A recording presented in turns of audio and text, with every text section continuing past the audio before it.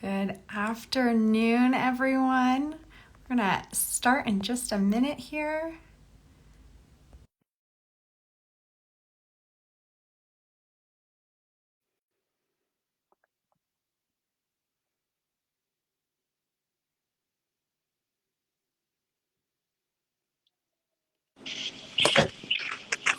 Hi, Carly. Hi, Talya. How are you doing? I'm good. How are you? Very good. I am so glad to be here with you this afternoon. And it's afternoon most of the Yeah. places where people are joining in from. So thank you all for joining us live. And before we start talking, Talya, I'm just going to do a quick introduction. My name is Carly Coons. I'm a licensed social worker and the Director of Education and Programming at the Blue Dove Foundation. We are focused on mental health education in the Jewish community. Yes, Ari, she is famous. I just saw that comment come through. We're here with her. And so we are really excited to spend some time talking with Talya today. I'm going to let her introduce herself in a moment, but really thinking about what is this Jewish collective trauma response we are experiencing right now. So Talya, please introduce yourself. Yeah, thank you, Carly. So, my name is Talya Gordon. I am a third year PhD student in clinical psychology here in New York at Faircloth's graduate school, which is affiliated with Yeshiva University. And I'm really passionate about both mental health and my Judaism. So, when I came across Blue Dove, definitely wanted to get involved in some capacity. I'm also from Atlanta originally, born and raised there. That's where my family lives. I come from a traditional South African observant Jewish family, and that's what led me down this path. And here I am. I'm really excited to be talking to you, Carly. Fantastic. And Talia, you've actually written articles for us before, and in our initial email that we sent out with some resources around how to support ourselves in the midst of what is going on in Israel right now, we had shared one of your articles you had written, and you reached back out and you said, "Hey, if you want me to write something new about what's going on, I would be interested in that." And so the article that you wrote, and if you tap in the link in our bio, you can click on it and read this beautiful article. But it's called October 7th, the Jewish Collective Trauma Response. So I'm curious, what inspired you to write this article? Yeah, so I would say days after October 7th, there was a lot going on in my mind. Um, the day of October 7th, so I was celebrating Simchat Torah, the festival that celebrates the giving of the Torah here in New York, and wasn't using my phone and heard about what was going on from people who were using their phone. And Hmm. there were a lot of emotions going on inside of me, as I'm sure there were for a lot of people. And I tried to compartmentalize it in that moment because I didn't have all the information and celebrate the holiday. And after the holiday ended and I checked my phone and realized the gravity of what was going on. It was a Hmm. very overwhelming feeling. And then in the days that passed after that, it was tragedy after tragedy, compounding all the trauma that was occurring, um, Hmm. both in Israel and then the anti Semitism that started to happen around the world. And I remember about a weekend after October 7th when there was the worldwide call for jihad, and I was scared to leave my apartment. And I also have lots of friends and family who live in Israel, and texting them, making sure that they're safe and okay. And just all of the trauma that was occurring at the same time was overwhelming, and it kept compounding on each other. And I feel that when all of that's happening, I go to writing. That's something that Hmm. I use to process my emotions. Um, and so I wanted to write about what was going on to give a voice to, everything that's happening and this collective trauma experience that keeps growing as time goes on. Yeah, I actually think that's one of the things I love most about the article that you wrote is this balance of like a very personal story and very personal narrative of what you have been experiencing alongside some of those clinical pieces that help us understand that and process it. So I think for me, that balance was so meaningful and it was so vulnerable. I mean, you shared a piece of yourself that you may not have otherwise. And so, I know for me that was so meaningful. We've talked about these terms a little bit, both trauma and collective trauma. And I want to know, it's something that we have been talking a lot about at Blue Dev, but do you want to just tell us a little bit about how you're visioning that as you're using those terms? Yeah, for sure. So when I think about personal trauma versus collective trauma, it's different in the sense that personal trauma is like a personal memory that you want to suppress in some sort of way and it comes back. And collective trauma is like happening to a group of people. And Yeah. it's kind of this like collective memory of something that I think in one of my classes, we were taught that like trauma is something that it overwhelms your like mental resources. So Yeah. it could be a lot of different things. But 9/11 was a trauma for Americans. COVID was a trauma around the world. And this is definitely a trauma right now for the Jewish community because it's Yeah. overwhelming all of our resources. Yeah, yeah. As somebody who works in a Jewish organization who spends time working with Jewish professionals, I think everyone is trying to figure out that balance. And it's interesting too, I think, with you mentioning COVID, as we are, slowly starting to get that research around how did that impact our mental health, aside from the mental health spike we saw, like what is that real impact, I think one of the things I'm seeing and have been reading about, from APA is this really increased amount of stress. And I think then you take another collective trauma while we're already sort of reeling from that stress, and it really just compounds it Yeah. and makes it even more challenging. Yeah, exactly. I've been thinking about that a lot too. And just the fact that you know whenever there's a trauma there isn't like a definitive like end date, like no one Right. comes out and says like, oh, the pandemic is over, and then you can feel a relief. Stop. Like we can move Yeah. on. Yeah. Yeah, yeah. And I think that has actually been one of the more interesting parts of this crisis we're experiencing is that there's no way to know when the impact, when the crisis will be over and how long lasting the impact will be. Yeah. And it definitely does, especially as we are celebrating Hanukkah right now on the sixth day this year. It does kind of give me some parallels. I'm seeing some parallels to that Hanukkah story. I don't know if you've been seeing that too. Yeah, definitely. I think parallels with the Hanukkah story and just like the weekly Torah portion in general. Mm, I like tutor a young girl for her bat mitzvah, and we learn every week the weekly parsha. And a lot of times since the war started, I've noticed parallels. mm, What was going on in the story of the parsha and what was going on at the time of the war.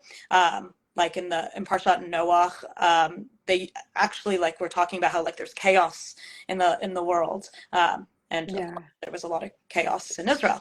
And with yeah, Hanukkah, I've just been thinking a lot about, that when we talk about the Hanukkah story, a lot of times like we don't actually read the book because it's very hard to find. But that we yeah, kind of like idealize it as like this beautiful story, but there was a lot of trauma in there and a lot of yeah, horrible things going on to the Jewish people, but there was still this hope. And years later, what we remember is the hope. We don't remember necessarily like mm, the trauma of it, but it was a very complicated time. But that hope that we now have thousands of years later, like hopefully that can give us some hope right now while we're dealing with being in the thick of all this trauma. yeah. And that in the same way, perhaps that we have this collective trauma we're experiencing, we also have as a Jewish people a collective history of hope. Yeah. Hope maybe at the bleakest of moments, Yeah. there is hope. So, as we're sort of thinking forward, knowing that this is going to continue to impact us, one of the questions I'm always thinking about and have been talking a lot to people is how do you create boundaries with this never-ending stream of information coming in on our phones from news sources, from social media apps, from talking to our friends, right? There doesn't seem to be a space to take a breath. So what's something that you've been thinking about with this? Yeah, it's definitely been on my mind. And I think for me, the day after October 7th, I deleted Instagram. I re-downloaded it, obviously, to be on it right now. Right, you're here. And we're so grateful. But like I'm not using Instagram as a place to like engage in conversations, because for me, I don't feel Mm, like that's productive. Um, yeah. and in terms of like the news, I do check specific news sources periodically. But I also try to give myself breaks from the news. And I also recognize like that's such a privilege that I can do that. Yeah. People living in Israel can't do that. They can't really separate themselves in that way. But because I don't live in Israel, I feel like it's important for me to separate myself to a certain extent so that I can actually be there for myself and my loved ones, both in America and in Israel. And I want to make sure that my like mental resources are spent wisely. And so I think for everyone Yeah. it's different what those boundaries are, but just thinking about like how much time are you spending on, Instagram or the news, and how maybe could you be spending that time that would better serve yourself and other people. Yeah, and it's like a nice reminder that like a blanket statement of like get off of social media is not realistic. Yeah.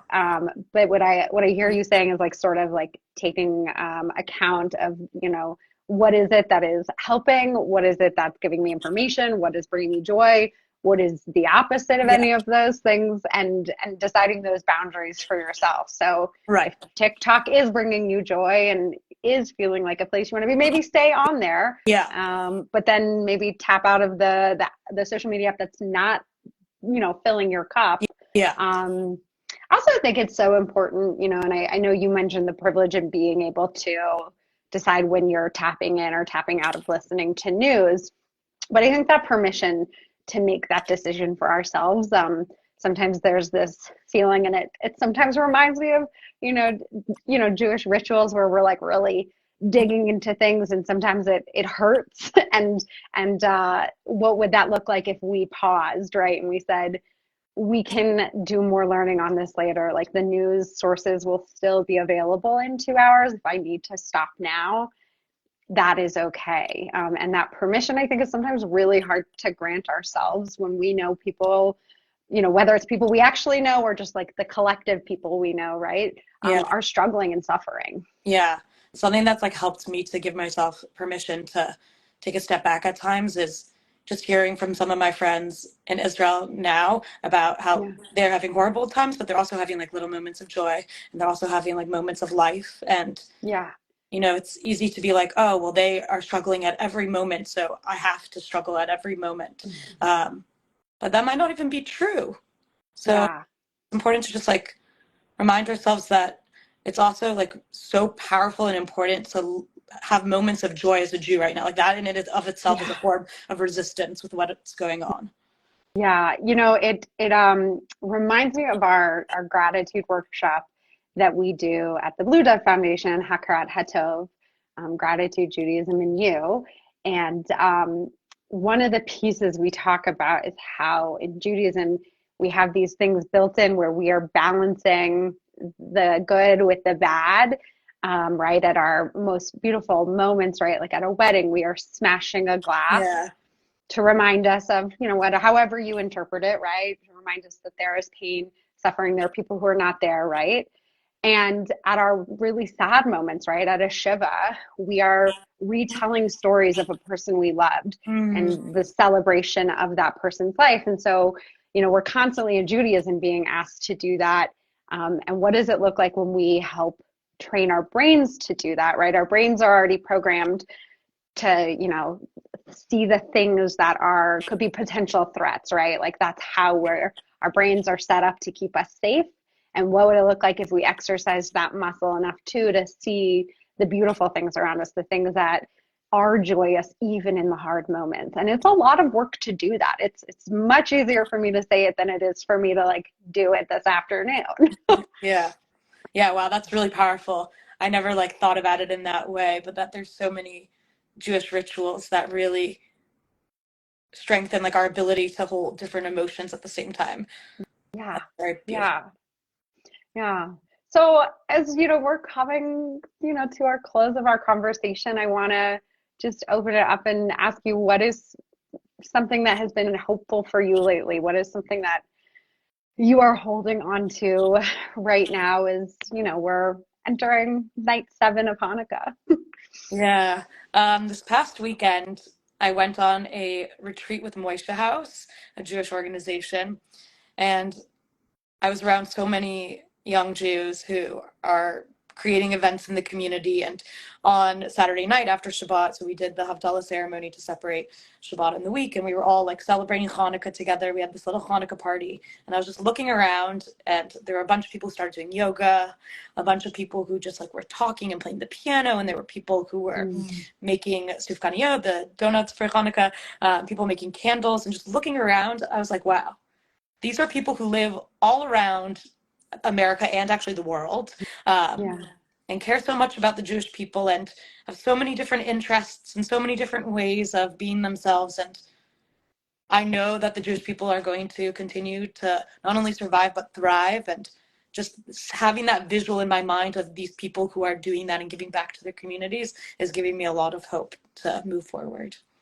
Yeah, yeah.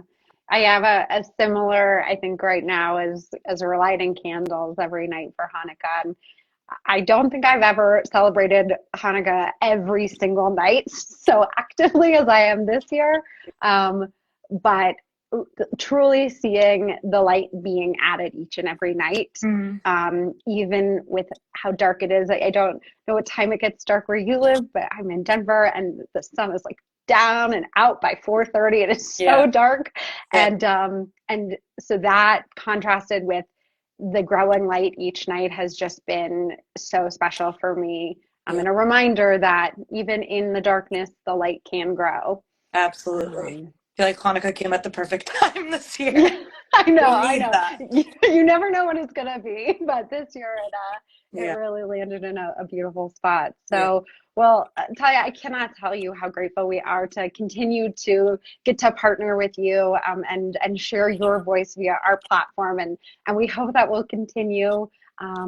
For those of you who want to read the beautiful article that Talya wrote, you can tap the link in our bio to see her article. You can also find our Hanukkah resources there, really very sweet resources to help you celebrate Hanukkah fully with your mental health in mind. And we hope that you have a joyous Hanukkah and that you feel the light of the community around you. Thank you. Thank you so much, Carly. And thank you to the whole Blue Dove community. Everything that you all do as an organization, I think, is so important. And mental health work within the Jewish space is something that I really value. And I think that it's incredible that you're doing so much to help the community at this time. Thank you. I appreciate that. All right. Well, Hanukkah Sameach, everyone. And I'm looking forward to talking to you more soon, Talya. Yes, you too. Bye. Bye.